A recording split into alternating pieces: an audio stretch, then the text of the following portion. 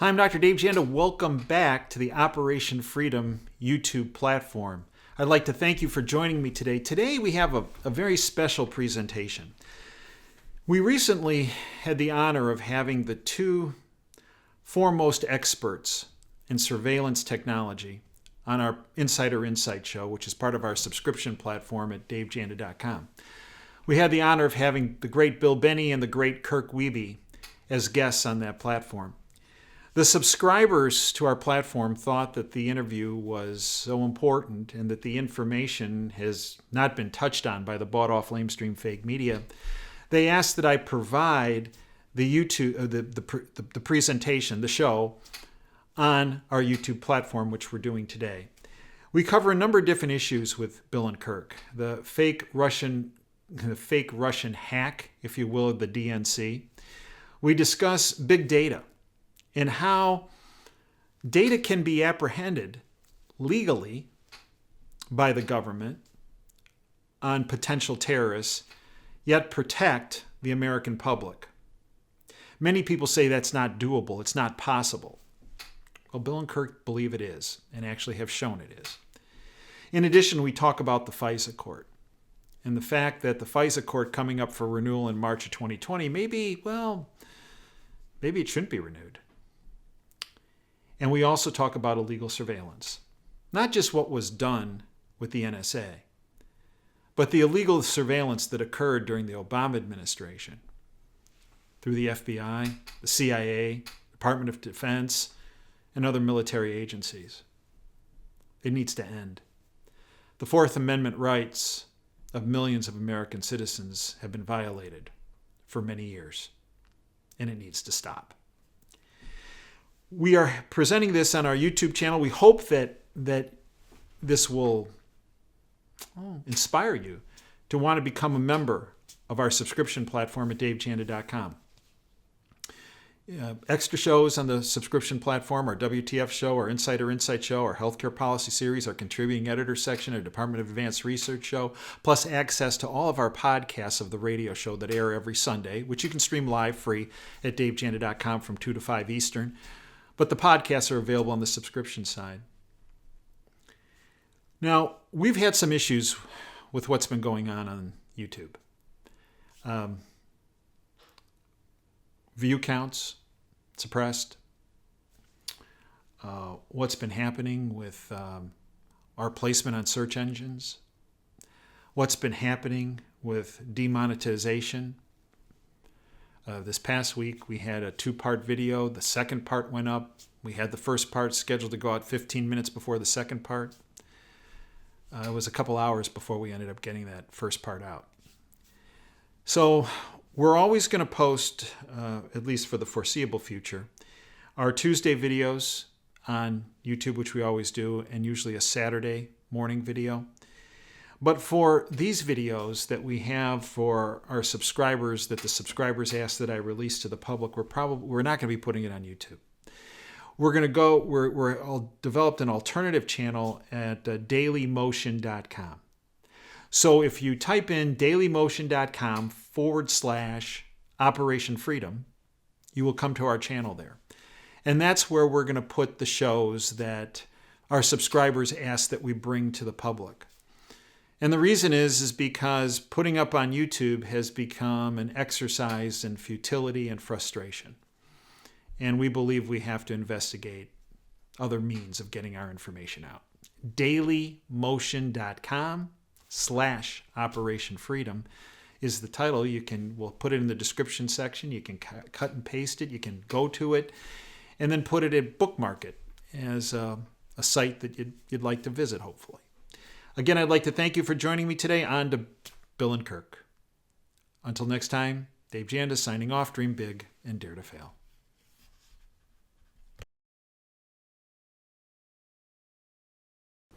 So I've been accused of wanting to coddle terrorists because I want to get rid of the FISA court. What do you say to those people? No, that's people who don't understand how you deal with massive surveillance data and derive from that data smartly the facts needed to prosecute wrongdoing, whether that be terrorism, criminal, pedophilia, you name it, laundry, money laundering, the whole 9 yards. So you have to know how to do that, and that's what Bill and I spent a large part of our career developing. And when we met together at NSA, we redoubled our effort to deal with the internet, which poses a huge problem in terms of the volume, variety, and the velocity of data. But we solved it. Well, let's talk about that, because people believe that if you try to surveil terrorists and try to do it effectively, there's no way to do that without violating the rights of innocent Americans. Because you put out a position paper called The Way Ahead in Big Data Exploitation, Lawful Electronic Surveillance. Yep. Educate our listeners on because this is the solution. Yes. Without violating the rights, as you said, using probable cause, balance, encryption, all of this can be accomplished. It was, and they destroyed it to do this bulk acquisition of data on everybody. They destroyed that. They had it, but destroyed it. But, I mean, the idea was pretty straightforward. If, for example, you are contacted by a known terrorist, right, then you are automatically surveilled as probable cause to look at you. So, and then if you're not involved, we rule you out. But if you are involved, then we add you to the list of targets. So that's the way you do target development. That's the way we could have gotten the guys in, like, for example, General Alexander went on television and said they couldn't tell who the Yemen center for Al-Qaeda, when they called people in San Diego, they didn't know they were in San Diego. That's outright false. All that is in what's called the collection database. Once it was minimized, in other words, the data center called blank, it was wiped out, nothing. Well, that tells you right away it's in the United States. Right. Okay, so then you go into the collection database saying, where the hell is this? And then, it's in San Diego. Oh, okay, So that's not hard to do. Then you tell the FBI, we got these terrorists here in San Diego. Right.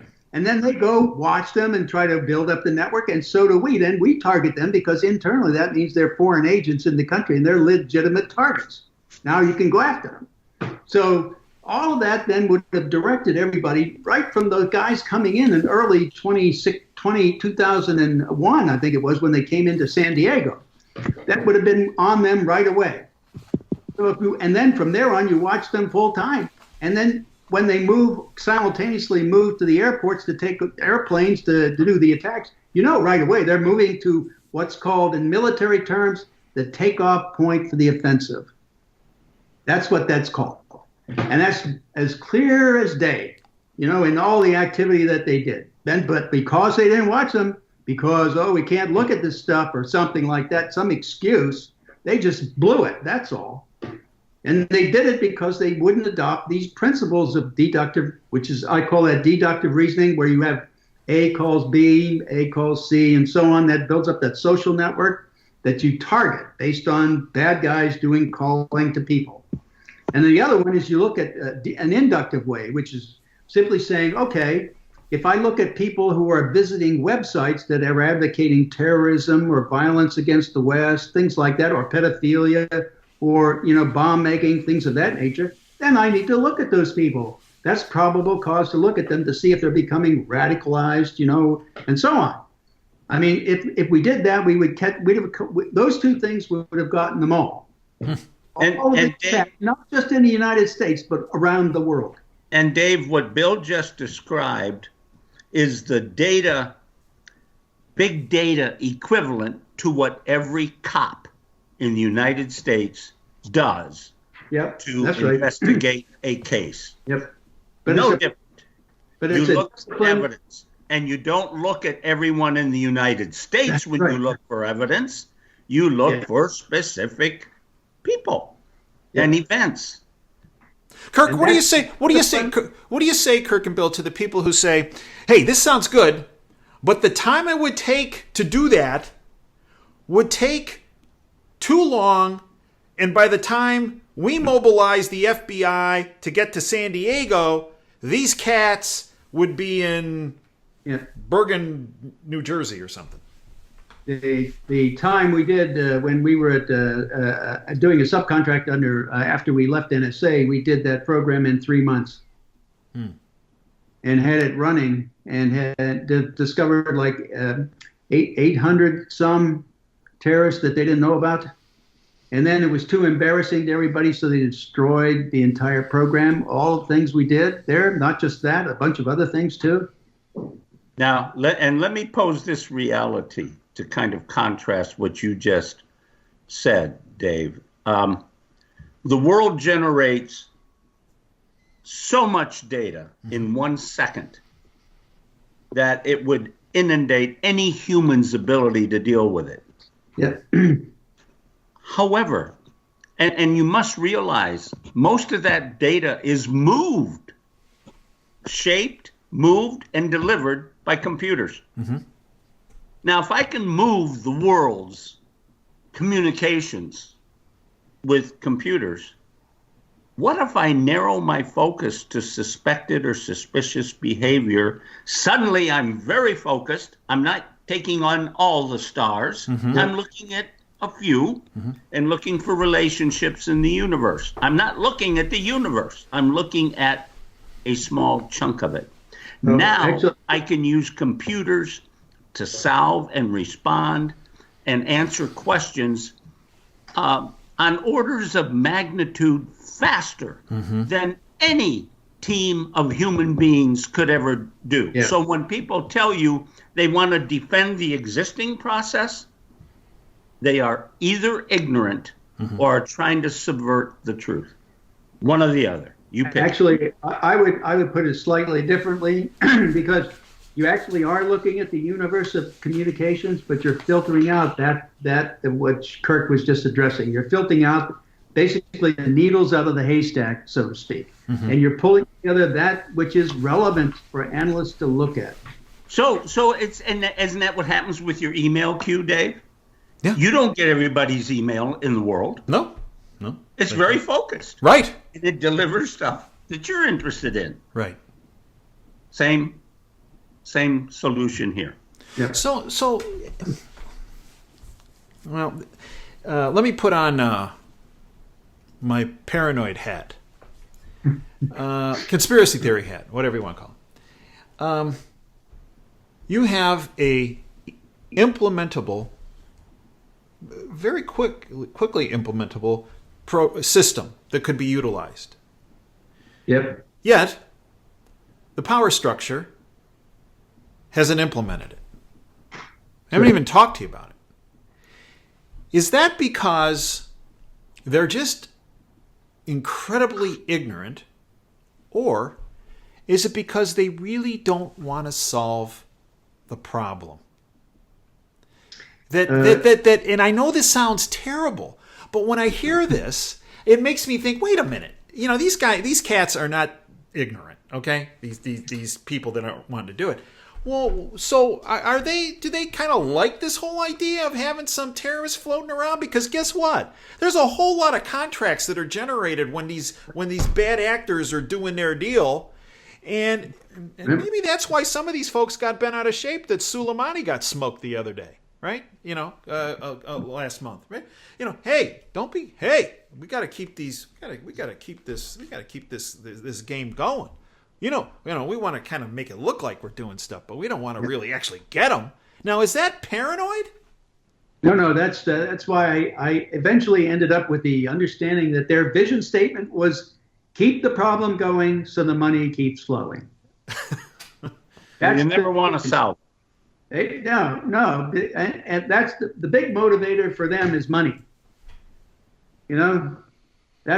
Unfortunately, that's really what's going on in these agencies. It's money, and they know that if you implemented this true solution, not the garbage they have today, which is open to total abuse of the system as we're seeing, if you implemented it correctly, it would see every activity conducted by the U.S. government surreptitiously or in any corrupt matter over the internet, it would reveal that. And they know that. And they but don't also want that to happen. And the other aspect of it is that they wouldn't be able to spy on the Trump campaign. That's because true. that data wouldn't be in their databases. They wouldn't have it. Yeah. So that takes away the power over everyone. And that's the other point. They like money, power, and control. Which is one of the reasons why, we talked about this several times on our platform, but it wasn't until this whistleblower Montgomery came forward 2015 about the parallel platforms, the platforms that were illegally surveilling government officials, illegally surveilling other government officials and American citizens, and these parallel platforms didn't have the footprints, the log system built into the systems like you see with the NSA or the 702 forms, all that kind of stuff. But he came forward, and then Bill and Kirk, you came forward on this platform in, I believe, June 6, 2019, saying that you were not only aware of parallel platforms' existence, but the fact that you had actually participated in some. Yeah.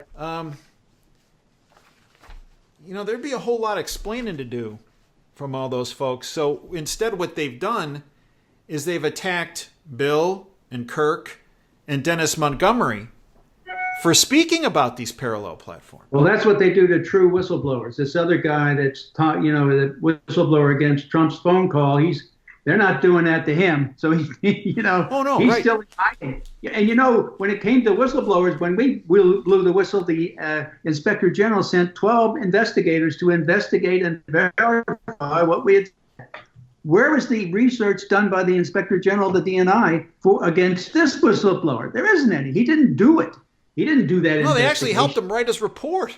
Yeah, I mean, come on. What is this? This is a fake fraud. Well, tell me if I'm wrong. But when you became a whistleblower, when you became a whistleblower, Mueller was the director of the FBI. And tell me if I got this wrong, but Mueller sent people into your homes. I think, Bill, your home, they had guns going, right? I mean, not shooting, but pointing.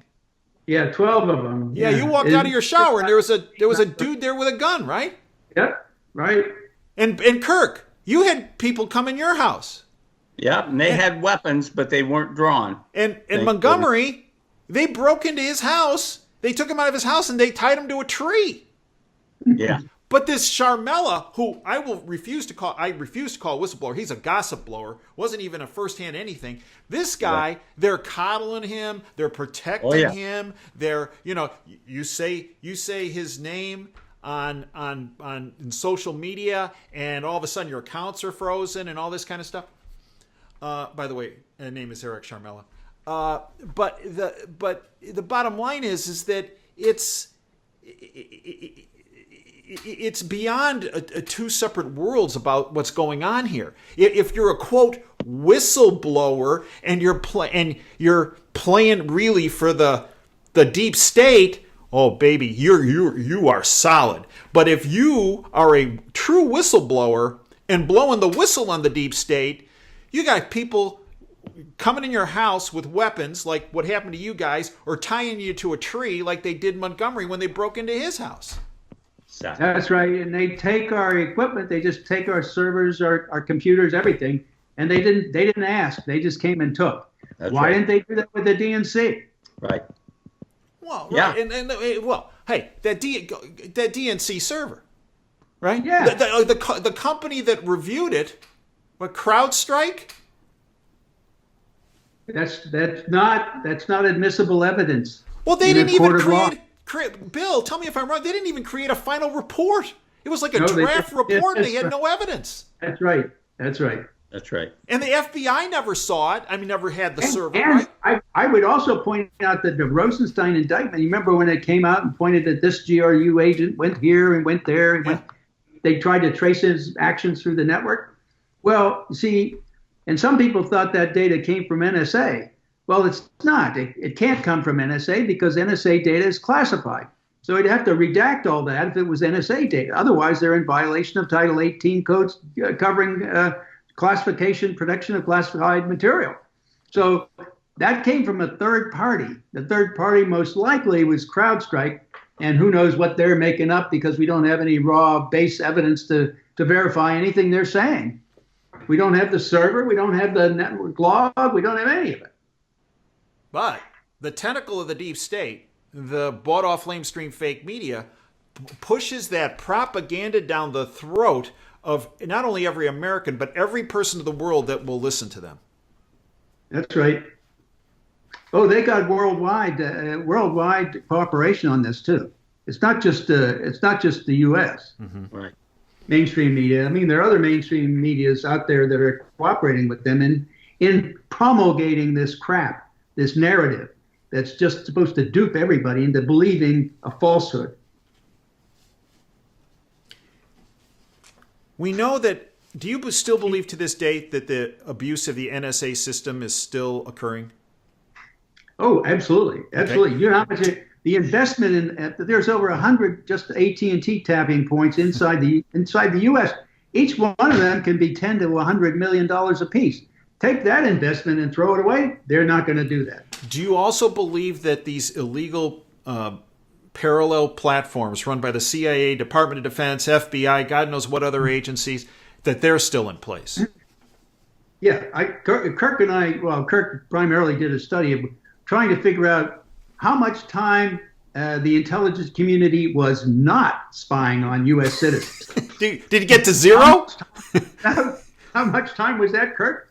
Yeah, it was spying illegally for at least 66% of its existence. Really? That's right. Yeah. Yeah. Yeah. Right. 66% of its existence and that was illegally percentage surveilled. has probably risen to about 70 because I coined that number a few years back, and it's still going on. Yeah.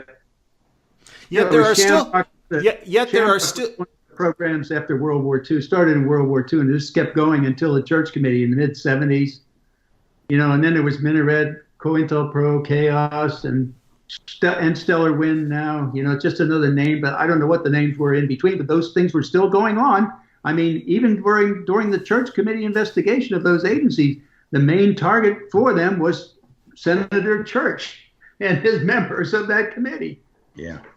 Yet there are still people that say, hey, they stopped doing the NSA abuse. Oh, and by the way, these parallel platforms don't exist, and this hammer thing doesn't exist. And I want to take you back, Kirk, to May 30th, the statement you made, and Bill, you made, and I want to see if you still stand behind it.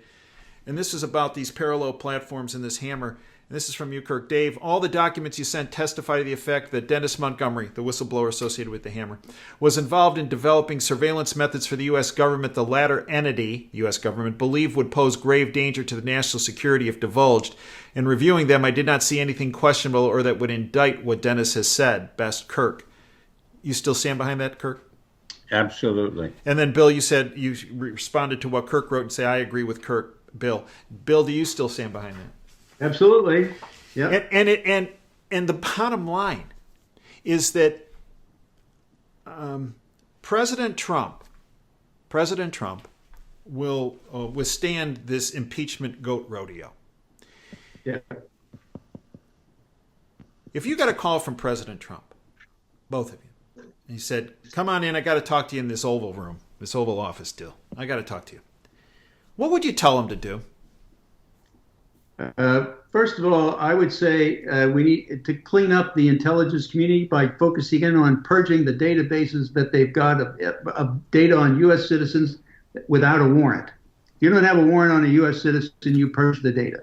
I would also say you can purge the data of all the other people in the world who aren't relevant to anything that you're looking at and trying to solve.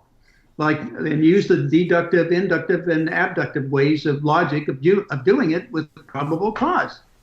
That way you would get rid of 99.99999% of the data, make all this data collected in the world relevant data, manageable so that their analysts can actually see it and see threats coming and be able to do something about them.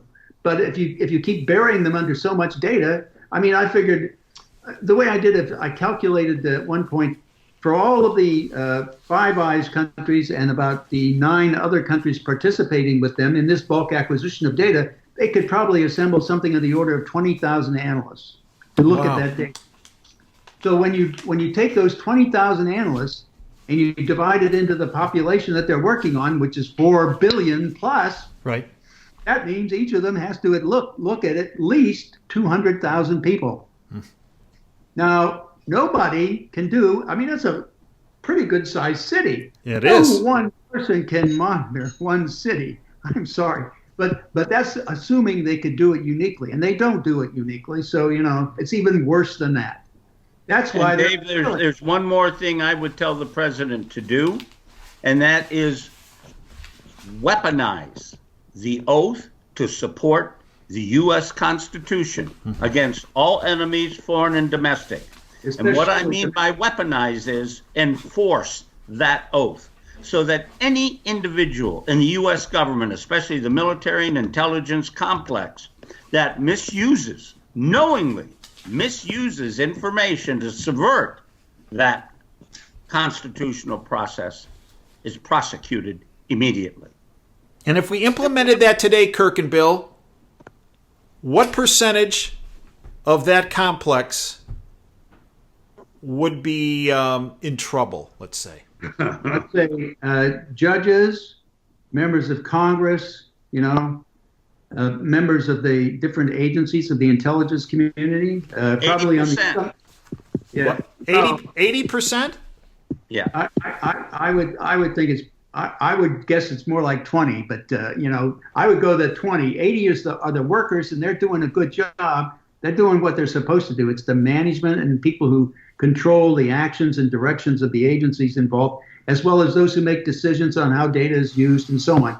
That's the higher level people. I'd say it's about 20%, my estimate. Well, I would tell you that every employee takes that oath. Oh, yeah. Just managers. That's right. Not just managers. And what we have to do is enforce it to the point where the lowliest broom sweeper in the hallway, if they see something that is going against the Constitution, it has to be reported under penalty of law. And we can't use this, it's just the few at the top. I know my buddy Sean Hannity says that all the time. But the truth is, it takes a lot of people to use this manually oriented process in the absence of smart machine design to sort all the data out. Well, I think in terms of analysts involved in it, it's probably on the order of 12,000 in the U.S. government. So it's a lot. Yeah, it's a lot. So I mean, but I mean, 20% is not significant. It's a pretty significant. Probably talking about 2 million people. So take 20% of that. So, yeah, it's a lot. It's a lot either way. Is there anything we haven't covered that you want to touch on? Yeah. We've always had a solution, and we had it implemented in the 90s, and Hayden killed it. He got rid of the filtering up front. He got rid of the protections of once you came into our system through our filtering process and were a part of a deductive or inductive approach where you called a bad guy called you, and so on. Then, and you weren't known to be a terrorist, then your data was all encrypted until we could prove you were or were not involved. And he removed that too. And he also removed the auditing routine at the end where we were monitoring who was coming into our network, where they went, what they did, how long they stayed, and so on. So that, Edward Snowden, if they had that program implemented, they got rid of that too because they didn't want anybody to know what they were doing with money internally in the agency or any of the other things they're doing. If they had that one implemented, they would have picked out Edward Snowden doing the downloads as he did them and be notified of it, So, and know exactly what he took. Now they don't know because they didn't have that program. And it's scattered in all the network logs, and they have to go searching through the network logs to try to find it, So it was just absolute idiocy as to what they did. And they did it for money. And I say that they traded the security of the people of the United States and the free world for money. Money and power. Yeah, money and power. And I would say until Bill and I are invited to testify in a duly constituted forum, and I don't care where it's the DOJ, Congress, all of them, I don't care. Oval Office is fine. Until that happens, the real underlining threat of the deep state will live on. Right. And we will go through this again and again and again. Yeah. See, if you purge that database, the deep state wouldn't have the data to use against people either. That's right. Their leverage mechanism evaporates. Right. Bill and Kirk, I'd like to thank you for everything you have done, are doing, and will do. As I mentioned at the very beginning of this, you are legends, and I mean that. And you are incredibly courageous patriots, and everyone should be inspired by what you've done and what you're doing. You know, a lot of guys who've had successful careers as you have, when they retire, they retire. And I thank God that both of you have not retired, that you have kept the freedoms and the liberties of every American close to your heart, and you fought for it every day and every minute of every day. And I thank you for that, because it is it's a very difficult thing to do, because you take such immense heat and grief for doing so, and I thank you. Thanks, Dave. Thank you, Dave. Appreciate it. Folks, I thank you for joining us. Thank you for your time today. Until next time, Dave Janda signing off. Dream big and dare to fail.